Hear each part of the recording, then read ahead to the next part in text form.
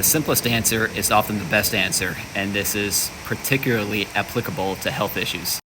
The best example being fasting. And fasting I first learned about in Paul Chek's book, How to Eat, Move, and Be Healthy.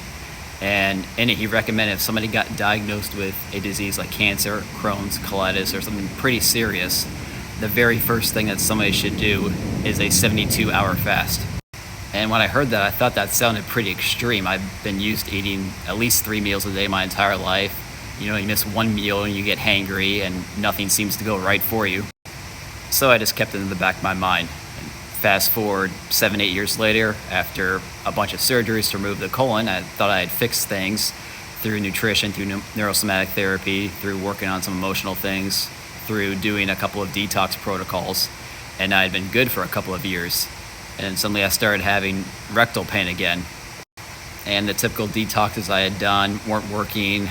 Switching my food back to a very clean slate hadn't worked. I even went back to the doctors and got antibiotics because that had worked previously. It's like, all right, fine, I'll get the antibiotics.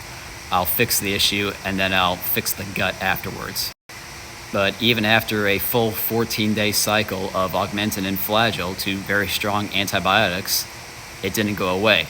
It kept slowly creeping back up when I stopped the antibiotics.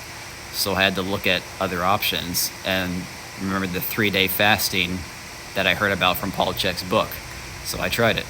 For 3 days, I only had water and I added sea salt, potassium, and magnesium to it, so as much as that as I wanted. And then I also had organic grass-fed bone broth, as much as that as I wanted. And then also Shilajit, which looks like a black tarry substance, but it contains basically every mineral that the human body needs, but it won't start the digestive process. And what I found was after 3 days, the rectal pain, the inflammation I could feel in there had gone away. And it gave me a chance to kind of clean the slate, start fresh, get back to eating how I should eat, and not have to continuously be in pain and think, oh, now it's becoming Crohn's disease, now it's becoming something worse. And a side effect of not just clearing out the digestive tract is it also clears out the mind. Since the body doesn't have to worry about processing food, it can process other things. And oftentimes solutions to what we should be doing in other areas of life kind of pop up. For me, it became easier to stop scrolling my phone, and that's kind of my form of escapism.